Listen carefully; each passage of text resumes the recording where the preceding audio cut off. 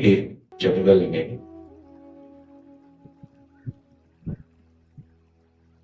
एक पेड़ के नीचे एक तपस्वी, एक योगी लंबे समय से साधनारत बैठा हुआ था। उसी जंगल में एक लकड़हारा प्रतिदिन लकड़ी काटने आया करता था। लकड़हारा गरीब था, रोज लकड़ियां काटता, उन्हें बेचता और उससे जो भी पारिश्रमिक मिलता उससे अपना जीवन यापन कर। दिन भर मेहनत, लकड़ियों को काटना, फिर उसकी गठड़ी को सिर पर लाद के बाजार तक लेके जाना, फिर उससे जो भी आमदनी, अल्प मात्रा आमदनी,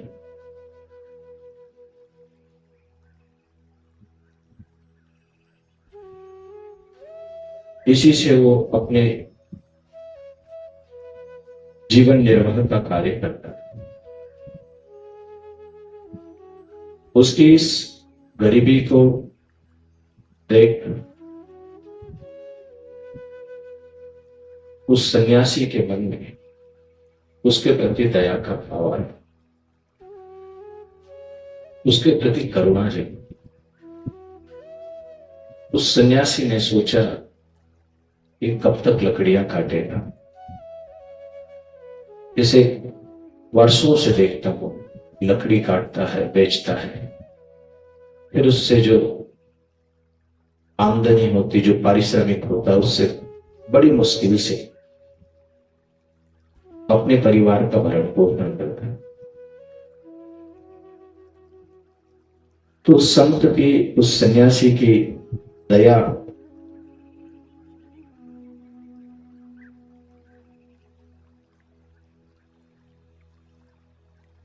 उस लकड़हारे के प्रति उन्होंने व्यक्त की और उस संत ने उसे बुलाया अपने पास और उसे कहा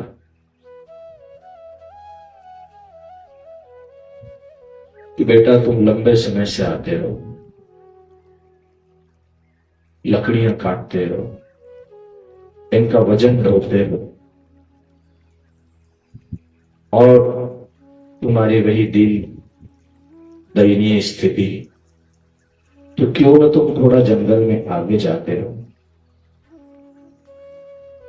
इससे थोड़ा आगे भी जाके देखो। उस लकड़हारे ने पूछा कि मैं वर्षों से इस जंगल में आता हूं, इसके आगे क्या होगा? वही लकड़ियां। उस संत ने कहा थोड़ा आगे जाओ, आगे जाओगे तो तुम्हें चंदन का जंगल मिलेगा, चंदन के पेड़ मिलेंगे। लकड़हारे ने उस संत की बात पर भरोसा किया, जंगल में अंदर गया तो उसे चंदन के वृक्ष मिले। चंदन के पेड़ों को काटता, उन्हें बेचता। अब उसे पहले से बहुत दाम मिलते हैं, अब उसकी आमदनी पहले से ज्यादा हुई।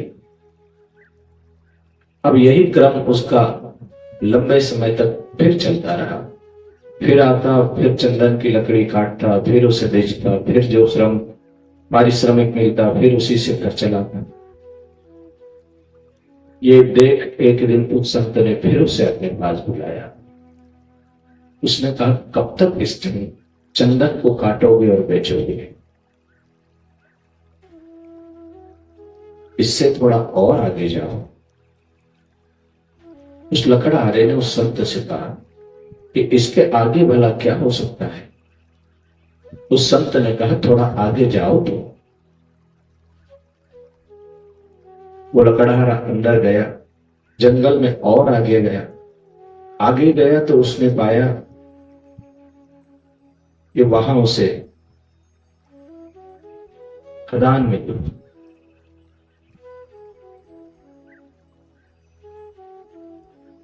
सोने चांदी की खदान मिली। अब वो सोने चांदी की खदान से जब उसे जरूरत लगती लेके जाता। सालों बीत जाते, अब सालों में एक बार आना होता। एक बार लेके गए तो सालों तक देखने की जरूरत नहीं पड़ती थी। अब संपन्न हुआ, समृद्ध हुआ।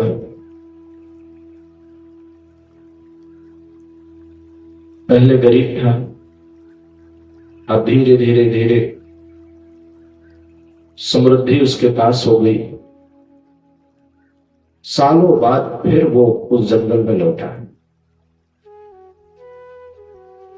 उस तपस्वी ने, उस सन्यासी ने उसे फिर बुलाया अपने निकट और कहा, बेटा कब तक ये सोने चांदी पर अटके रहोगे? थोड़ा इसके आगे और जाओ। लकड़हारे ने कहा, अब तो बात ज्यादा हो गई। सोने चांदी तक तो ठीक, लेकिन इससे ज्यादा क्या हो सकता है? उसे थोड़ा संदेह भी हुआ, कहीं ऐसा तो नहीं कि तपस्वी अब मखौल कर रहा हो, अब मजाक कर रहा हो। लेकिन वो ये भी जानता था कि इसने अब तक जो बताया वो सत्य ही था। क्या पता सोने चांदी के आगे कुछ और हो। उसने उस सन्यासी की बात मानी और जंगल में और आगे गया। और जंगल में जब और आगे गया तो उसे हीरे जवाहरात, हीरे जवाहरात से भरा हुआ एक घड़ा मिला।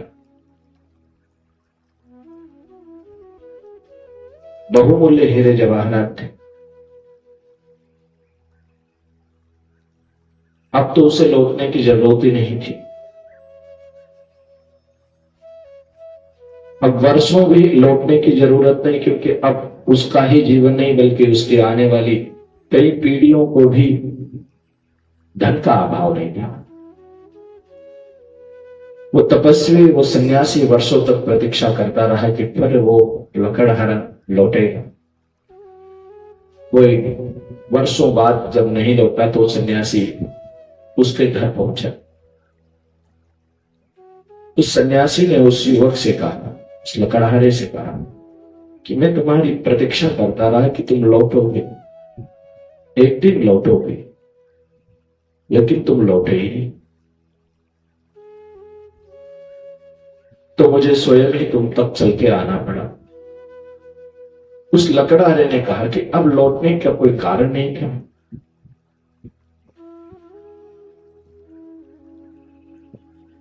हीरे जवाहरात से आगे तो अब कुछ और हो नहीं सकता, और अब मेरी जरूरत भी नहीं थी। तो कोई कारण नहीं था कि तुम लोग मैं फिर लौटूं। सन्यासी ने कहा कि मुझे लगा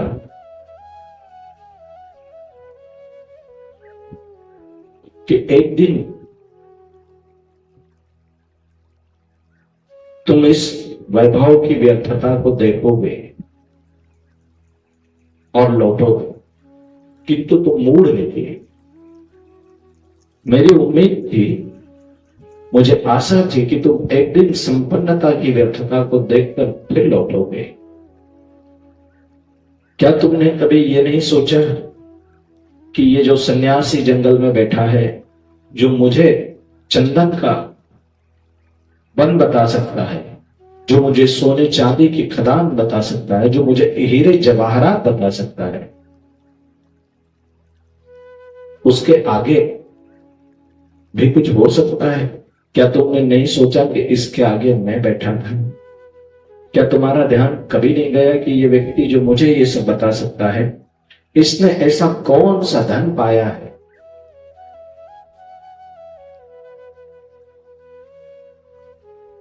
जो ये सब जानते हुए भी इन सब का अतिक्रमण करके बैठा है। निश्चित ही सबसे आगे कुछ तो होगा, लेकिन तुम विचारशील नहीं निकले, तुम मूढ़ निकले, मंद बुद्धि निकले। मुझे लगा कि शायद तुम लौटोगे, और तुम यदि अब के लौटते तो मैं तुम्हें अमृत का खजाना बताता, क्योंकि इन सब के आगे अमृत है, इन सब से भी ऊपर कुछ है।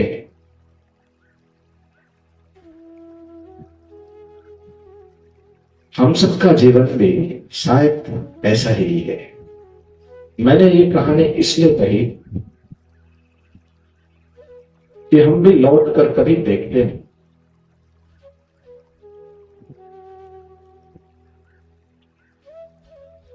कि क्या सच में हम जिन वस्तुओं की आकांक्षा कर रहे हैं, क्या उन वस्तुओं को पा लेने में ही परितृप्ति है?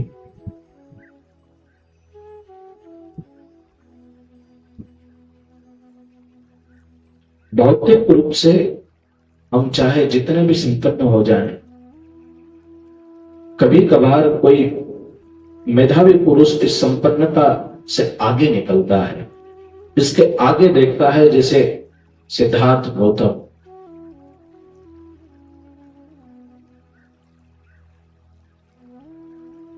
वैभव, विलास, ऐश्वर्य, इन सब की व्यर्थता देखी, बड़ी प्रखरता से देखी,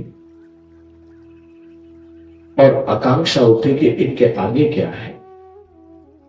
ये सब है, लेकिन फिर भी भीतर एक सुन्नापन है, एक खालीपन है। हम यदि अपने विषय में ठीक से प्रश्न कर सकें, तो हमें अपने आप से एक प्रश्न तो अवश्य उठना चाहिए। दुर्भाग्य से वो प्रश्न हमारे जीवन में उठता नहीं, पता नहीं क्यों। उठना चाहिए। यदि हमारे पास मेधा है, विचार करने की क्षमता है, तो निश्चित प्रश्न उठेगा कि मैं कौन हूं।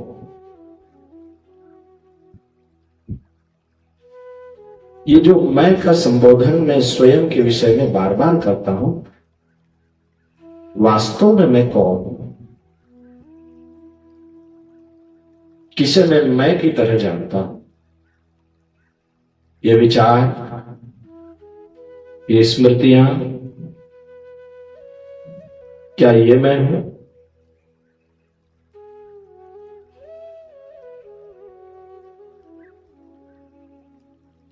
ये बाहरी प्रभाव के द्वारा जो मेरे एक व्यक्तित्व का निर्माण हुआ है, क्या ये मैं हूं?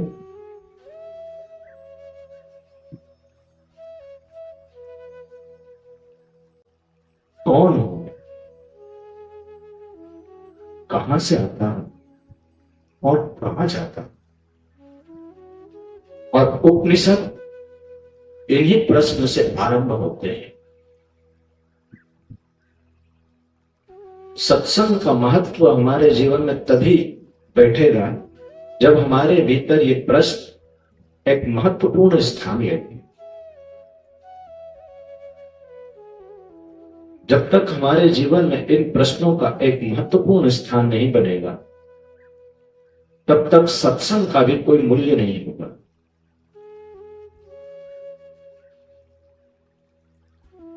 मैं जहां से देखता हूं, भारत के विभिन्न भागों में भ्रमण करने का अवसर मिला, हिमालय से लेकर कन्याकुमारी तक,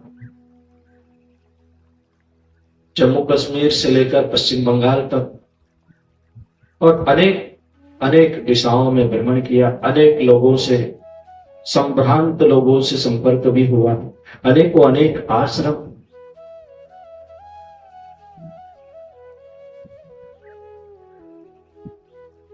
ये सौभाग्य प्राप्त हुआ भारत के भ्रमण, और भारत भ्रमण के बीच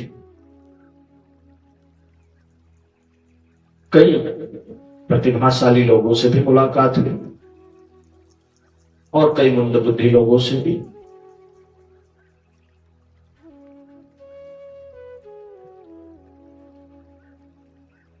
इस भ्रमण काल में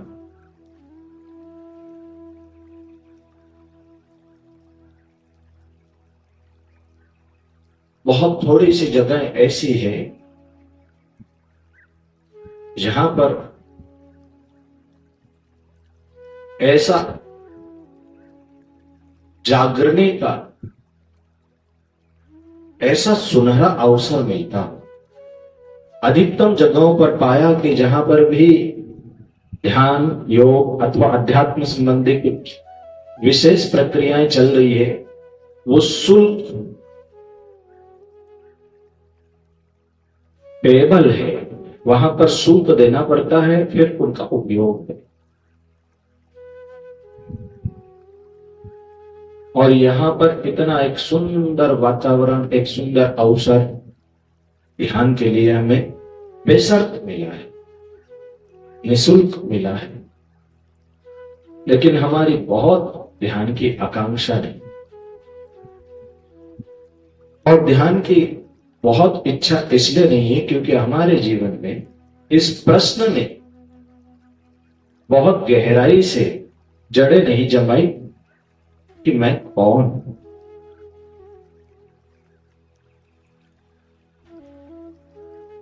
और जब भी ये प्रश्न हमारे भीतर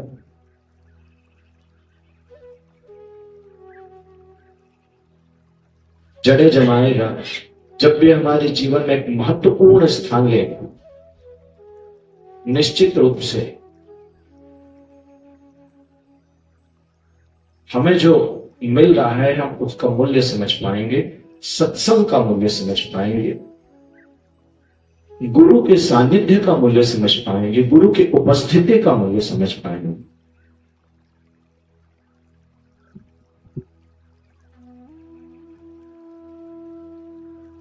मैं अपना स्वास्थ्य अभी मेरा साथ नहीं दे रहा है, लंबे समय से एक विश्राम की आवश्यकता लगती है शरीर को, एक अंदरूनी थकान पता नहीं किस कारण से आता है, यद्यपि मेरा शरीर मेरा साथ नहीं दे रहा है।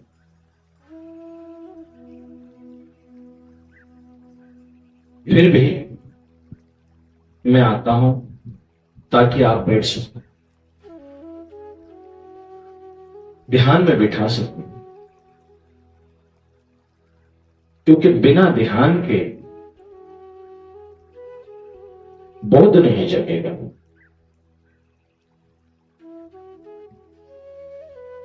ध्यान के बिना प्रज्ञा के जागरण का कोई उपाय नहीं, और बिना प्रज्ञा जागे दुख से मुक्ति का कोई उपाय।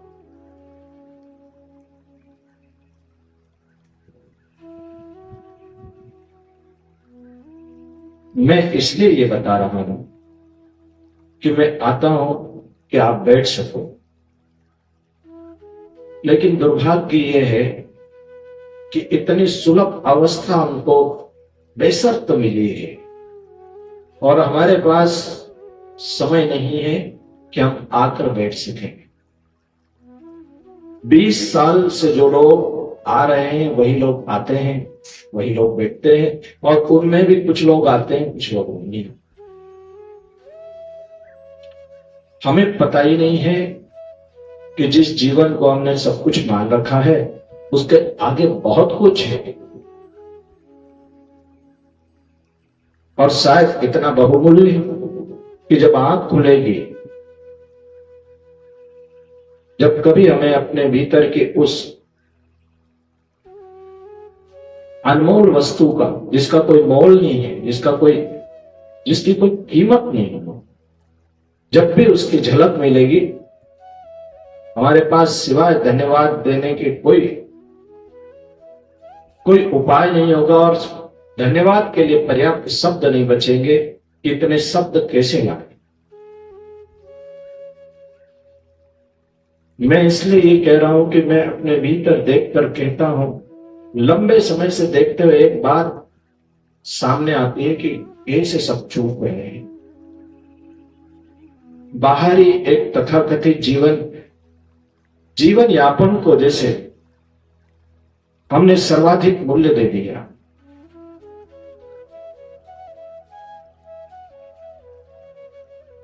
हमारी चेतना का लक्ष्य जैसे जीवन यापन बन गया। जीवन यापन तो पशु पक्षी भी कर लेते हैं, सरवाइव करना हमारी चेतना का लक्ष्य नहीं हो सकता। ये प्रश्न तो अवश्य उठना चाहिए कि क्यों है हम? क्या केवल हम इसीलिए आए हैं कि पैदा होना, हिलना कूदना, भोगना, बच्चे पैदा करना, फिर उनकी व्यवस्थाएं करना, फिर उनसे चिपकना, फिर रोना और फिर मर जाना? यही तो जीवन का लक्ष्य नहीं हो सकता। जीवन निश्चित ही इससे आगे होगा। हमारी चेतना का लक्ष्य इतना तो नहीं हो सकता।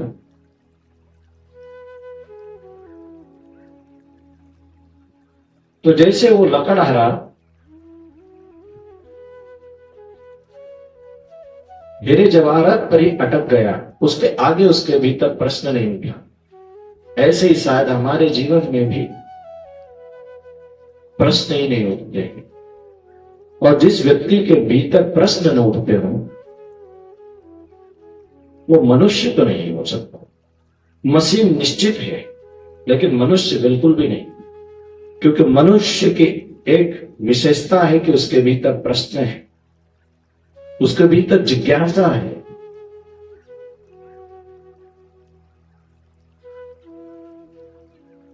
हमने भौतिक रूप से कई विषयों में जिज्ञासा व्यक्त की, लेकिन आश्चर्य है कि हम अपने विषय में जिज्ञासा नहीं करते।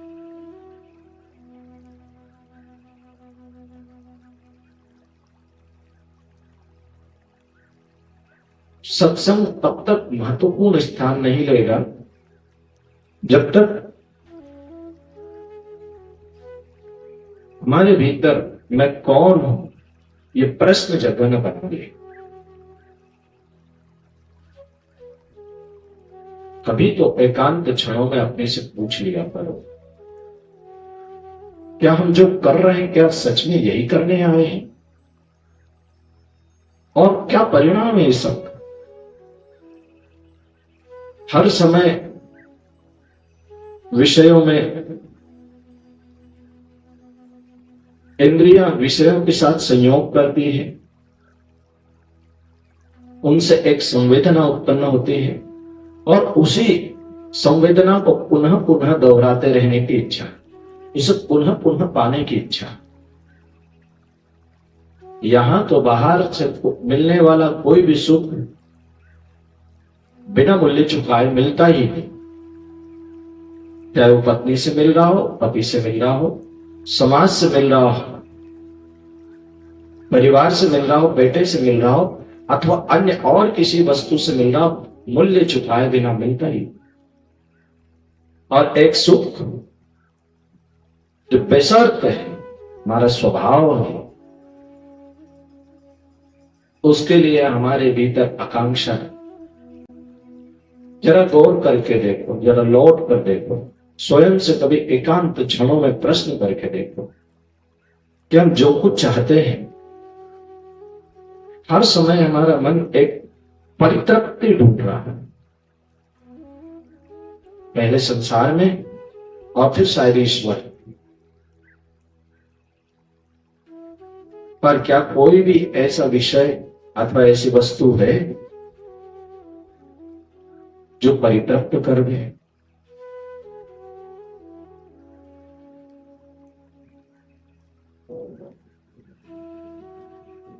मैं जो कि एक स्मृतियों का परिणाम मात्र है,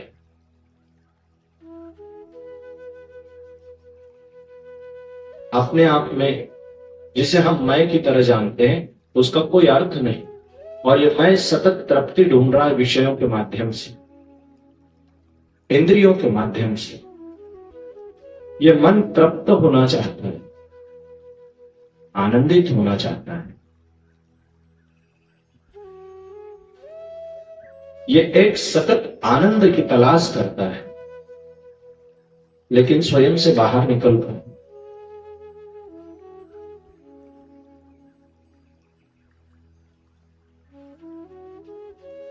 ये जो बाहर दौड़ता हुआ मन है,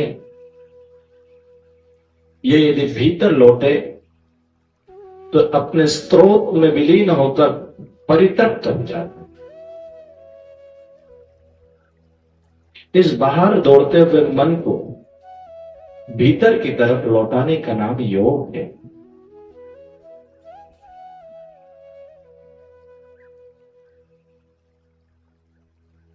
विषयों में सुख की खोज करते हुए मन को स्वरूप में स्थिर करना योग है।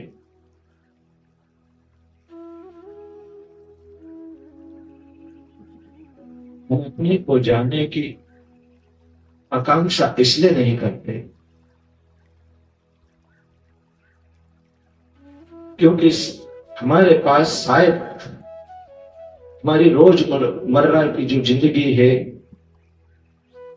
जो दिनचर्या है, उससे बाहर निकलकर अवकाश ही नहीं है कि भीतर प्रश्न उठे।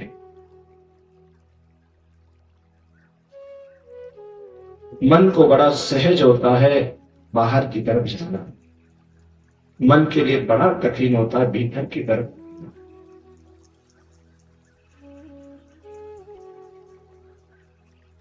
पानी को नीचे की तरफ बहने में श्रम नहीं लगता है, स्वतः ही नीचे की तरफ जाता है, लेकिन यदि उसे ऊपर उठाना हो तो बड़ा श्रम लगता है। ऐसे ही हमारी जीवन ऊर्जा को नीचे बहने में किसी तरह का कोई श्रम नहीं लगता। मन को नीचे की तरफ बहने में कोई श्रम नहीं लगता, लेकिन मन को भीतर मोड़ना हो, ऊपर उठाना हो तो बड़ा श्रम लगता है, और शायद हम इस श्रम से बचना चाहते हैं। सत्संग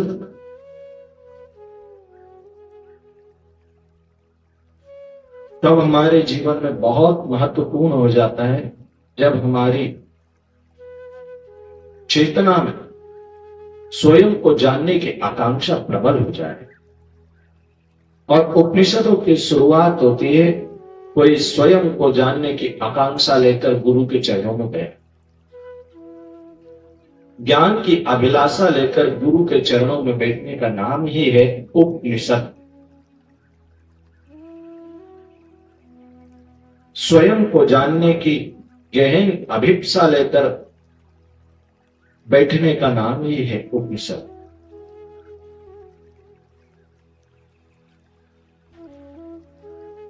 एक रिक्त, निर्दोष और निर्मल मन के साथ गुरु के सानिध्य में बैठने का नाम है उपनिषद।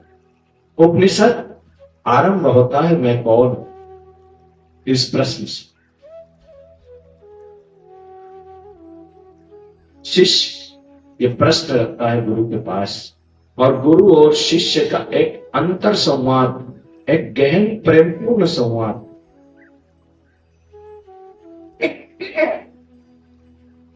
ज्ञान के अमृत के रूप में प्रकट होता है, जिसको हम उपनिषद कहते हैं।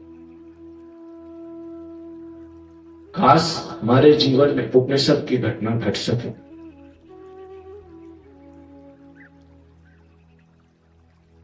मैं जब कभी उपनिषदों की ओर देखता हूं,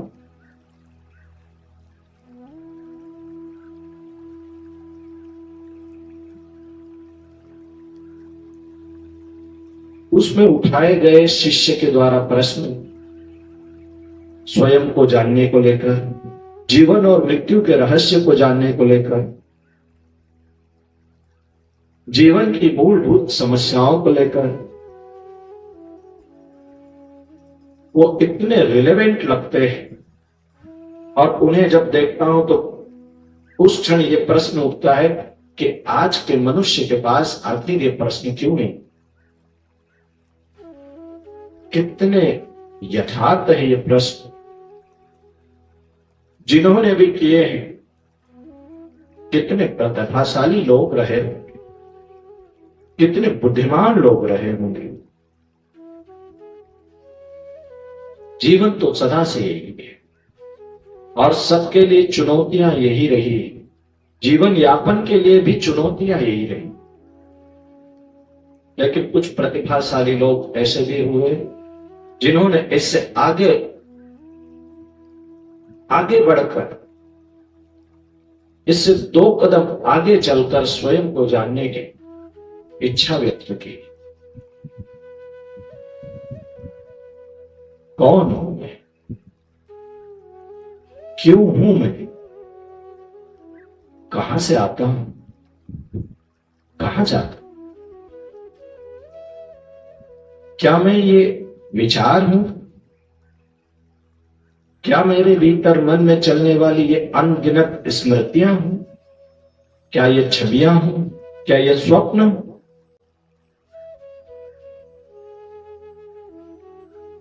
क्या मैं ये शरीर मात्र हूं? क्या ये नाम में हूं?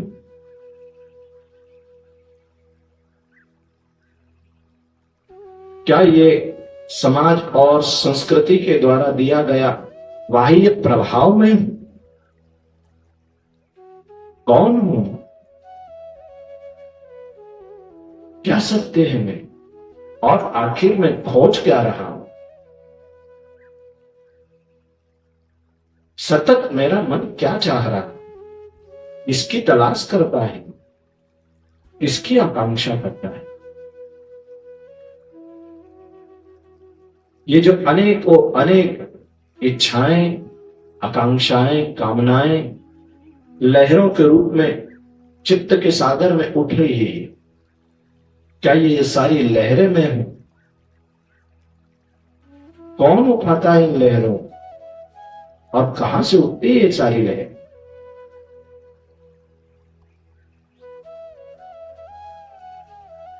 क्या सच में ये प्रश्न हमें शुद्ध नहीं करते? क्या सच में ये प्रश्न हमें हिलाते नहीं?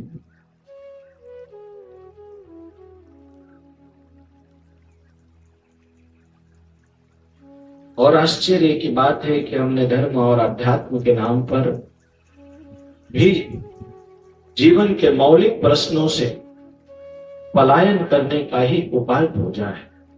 कभी ईश्वर के होने और न होने पर विवाद, कभी आत्मा के होने और न होने पर विवाद, कभी पुनर्जन्म पर।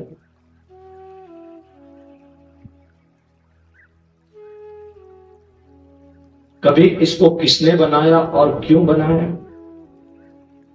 और इसी तरह के अनगिनत बेवकूफीपूर्ण और बेहूदी जिनका कोई अर्थ नहीं है, ऐसी बातों में हमने सतत अपने आप को सिद्धांतों के जाल में उलझाया और फिर सत्य को देखने से अपना ध्यान हटाया। कभी ज्ञान की ऊंची ऊंची चर्चाओं में,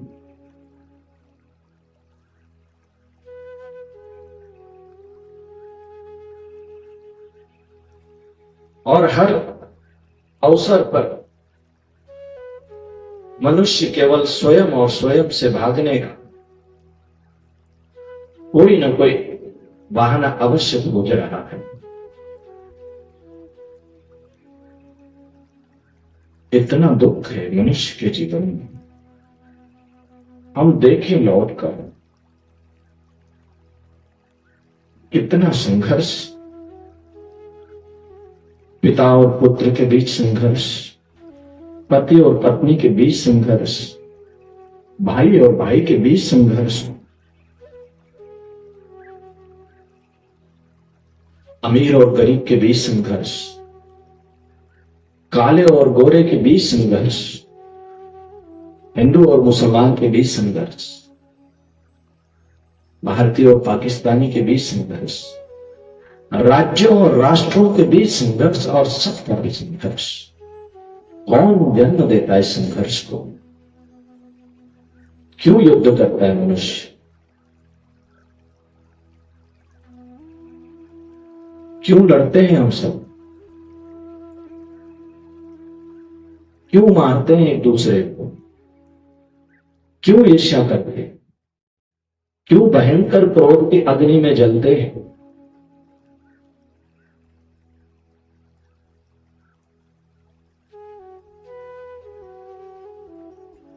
ये सारी प्रश्न मनुष्यता के सामने मुंह फाड़े खड़ी है। हम सबके सामने ये प्रश्न खड़े हैं और हमने कभी भी इन प्रश्नों की तरफ लौट के देखा नहीं। हाँ, इन पर निश्चित ही दार्शनिक चर्चाएं अवश्य की है, लेकिन कभी भी इनके मूलभूत कारण को जानने का प्रयास नहीं किया।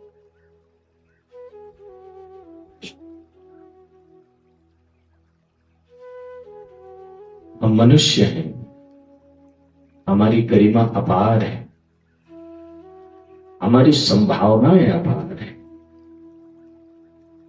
और आश्चर्य है कि हम अपनी संभावनाओं को विकसित किए बिना यहां से लौट जाना चाहते हैं। केवल शरीर के तल पर जीकर, केवल मन और बुद्धि के तल पर जी के, केवल सर्वाइवल सोचो, केवल जीवन निर्वाह करके ही विदा हो जाना चाहते हैं।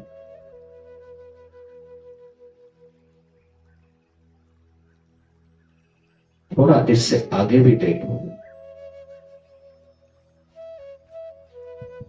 हम जान पाए अथवा न जान पाए स्वयं, लेकिन स्वयं को जानने की आकांक्षा जरूर होनी चाहिए।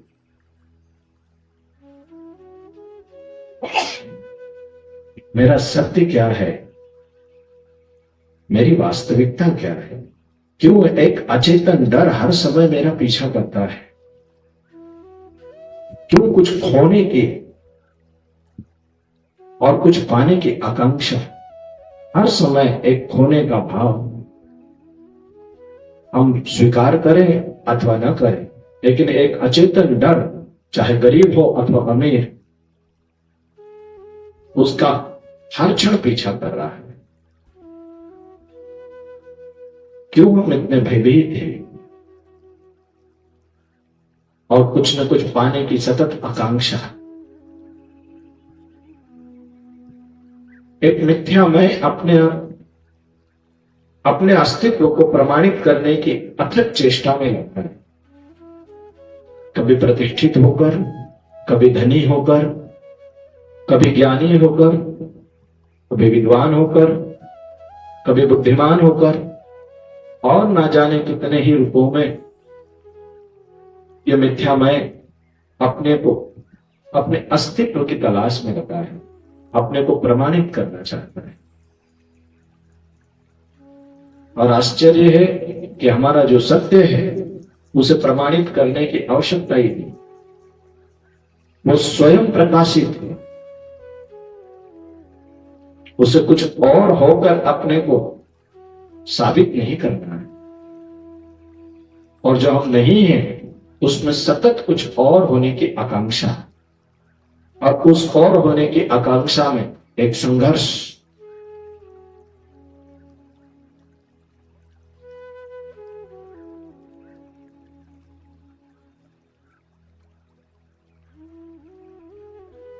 कब तक हम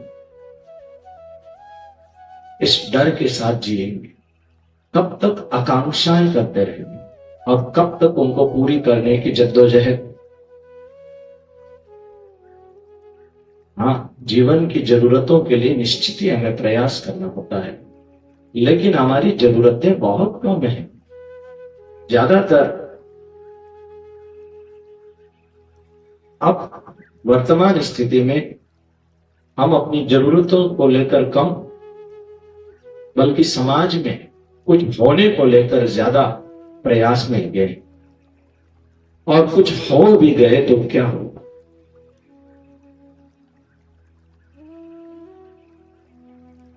क्या हो जाएगा? कुछ हो भी गए तो क्या हो जाएगा? रहेंगे तो फिर भी खाली, बचेगी तो फिर भी मुट्ठी भर राख ही।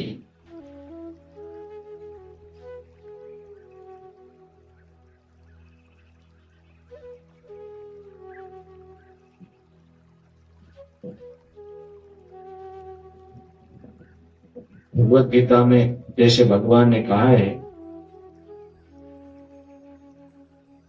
कि विषयी पुरुष को यद्यपि विषयों में सुख भासता है,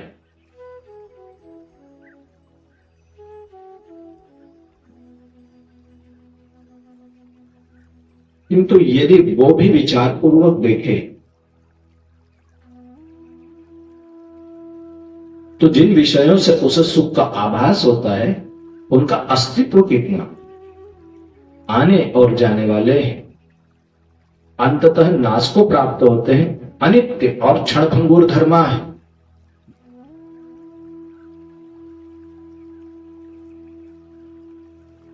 ऐसा विचार कर बुद्धिमान व्यक्ति उनके प्रति उदासीन होता है।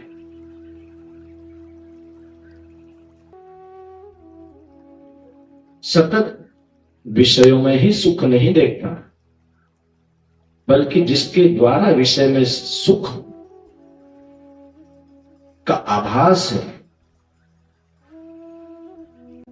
जिसके द्वारा इंद्रियां प्रकाशित है, उसकी ओर देखता है, उस देखने वाले की ओर देखता है। इंद्रियों में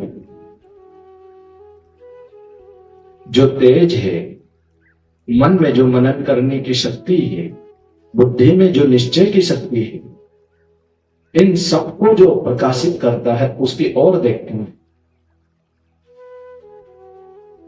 कोई तो है जिसके कारण ये सब है। वो अज्ञात क्या है हम नहीं जानते। उस अज्ञात को कोई ब्रह्म कहता है, कोई सत्य।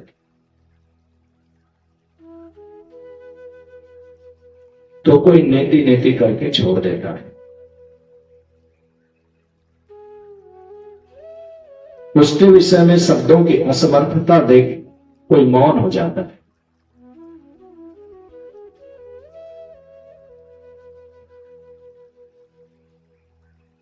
तो हमें सत्संग की इस कड़ी में आगे जाने से पूर्व अपने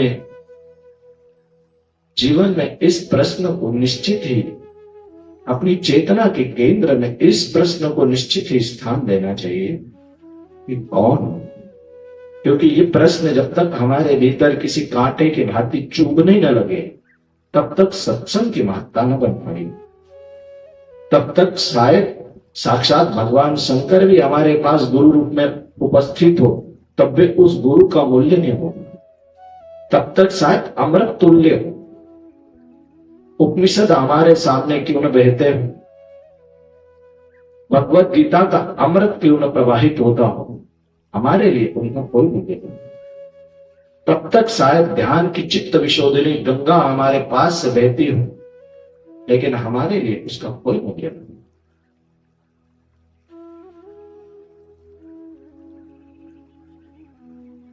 इसलिए हमारे जीवन में प्रश्न आवश्यक है कि क्या ये जीवन, ये तथाकथित जीवन जिसे मैं जी रहा हूं, क्या यही सब कुछ है?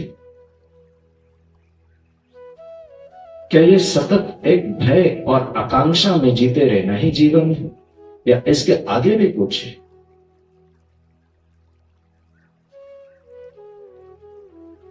कभी कभार स्वयं से प्रश्न भी कभी आते। स्वयं से प्रश्न करना बड़ी समझदारी है। कभी कभी ये समझदारी अपने विषय में हमें दिखानी चाहिए कि हमारे पास प्रश्न हमें सत्य की खोज तक ले जाए। जब भी किसी ने उस असीम अनंत सत्य की यात्रा की है, उसका अंतर्मन निश्चित ही इन प्रश्नों से भरा हुआ है, और जो भी प्रश्न से भरा है वो उस उत्तर की खोज में स्वयं तक निश्चित ही आया। क्योंकि इन प्रश्नों का उत्तर केवल स्वयं के पास ही है। स्वयं की सत्य, उस सत्य सत्ता के साथ ही इन प्रश्नों का समाधान है। ये प्रश्न ऐसे हैं जो किसी शास्त्र में इनके उत्तर नहीं मिलते, ना किसी आप्त पुरुष के पास। इन प्रश्नों के उत्तर हमारे ही भीतर, हमारे ही सत स्वरूप के पास, जिसे जानकर सारा समाधान होता है, परितृप्ति होती है, परम शांति होती है, द्वंद्व और द्वैत समाप्त होता है, अराग और द्वेष का अंतहीन सिलसिला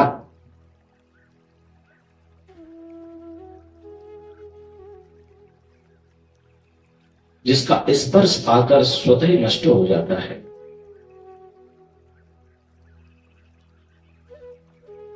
तो आशा करता हूं कि हम जो हमें मिलता है उसका महत्व, उसका मूल्य, उसकी महत्ता को समझने का प्रयास करें और ज्यादा लाभ उठा सके।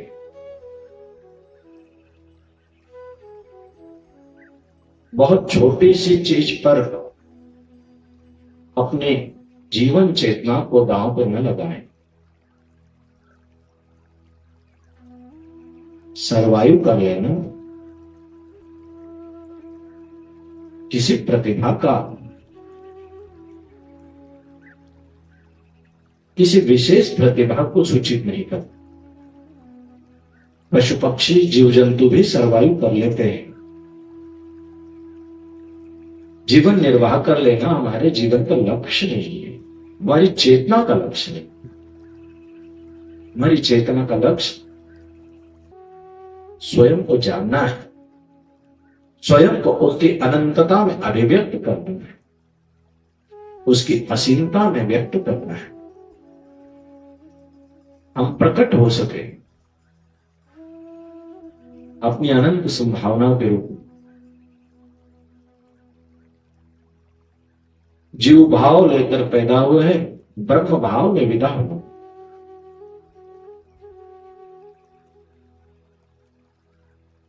ऐसी मंगल कामना है कि हमारे जीवन में इन प्रश्न, जीवन के मौलिक प्रश्न जन्म हो सके, स्वयं को जानने की जिज्ञासा का जन्म हो सके। इस जिज्ञासा के साथ आरंभ होते हैं उपनिषद। आशा करता हूं कि आपके जीवन में उपनिषद की घटना आरंभ, प्रश्न से यात्रा आरंभ होती है और स्वयं के सत्य पर समाप्त।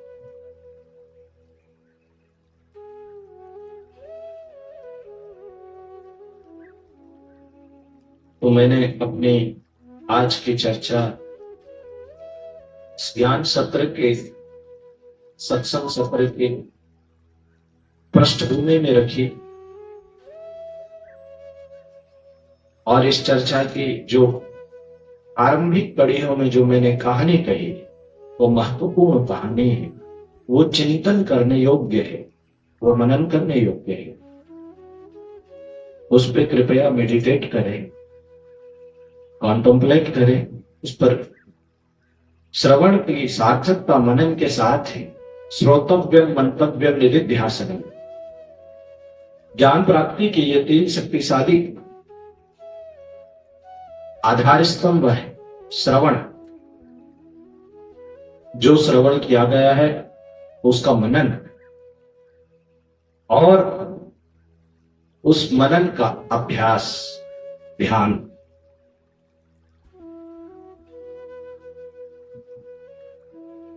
तो चतुर्थ अवस्था श्रवण मनन कहते हैं कि श्रवण से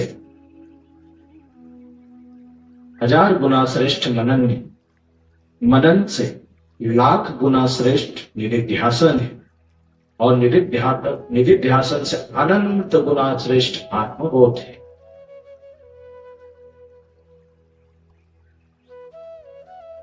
तो जो सुना गया है उस पर मनन अवश्य करें।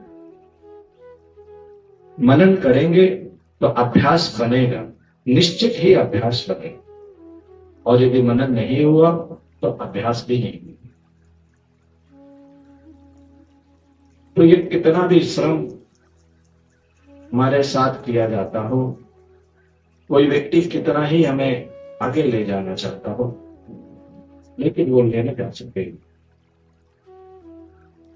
कोई व्यक्ति दलदल में फंसा हो और बाहर खड़ा व्यक्ति उसे निकालने की अथक चेष्टा करता हो, लेकिन तब तक वो उसे न निकाल पाएगा जब तक कि दलदल में फंसा हुआ व्यक्ति अपना हाथ ना आगे बढ़े।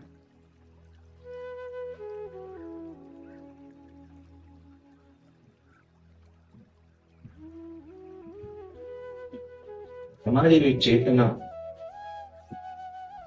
विषयों के दलदल में बुरी तरह से फंसी हुई है।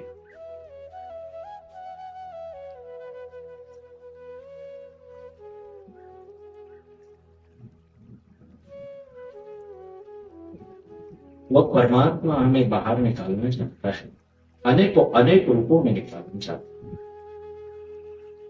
हम अपना हाथ उसके हाथ में देने का थोड़ा सा साहस करें।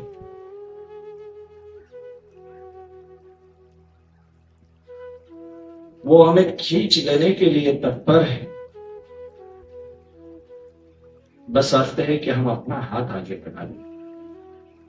और जिसने भी अपना हाथ आगे बढ़ाया, निश्चित ही उसने उसको खींच लिया।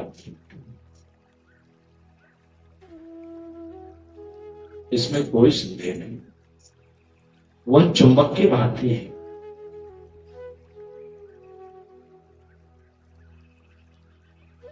केवल लोहे को चुंबक के सामने लाने की आवश्यकता है, वह उसे अपनी ओर खींच लेगा। उसकी चुंबकत्व शक्ति हमें अपनी ओर खींचती ही है। केवल हमें उसके सम्मुख होना, उसे जानने की आकांक्षा से बढ़ना है। लेकिन ईमानदारी से, सच में, तो इन्हीं शब्दों के साथ आज की चर्चा को मैं विश्राम दूंगा और आशा करता हूं कि आने वाले दिनों में जो भी चर्चा हो वो आपकी अंतर यात्रा की, स्वयं के सत्य को जानने की इस विराट और महान यात्रा की महत्वपूर्ण भूमिका बना।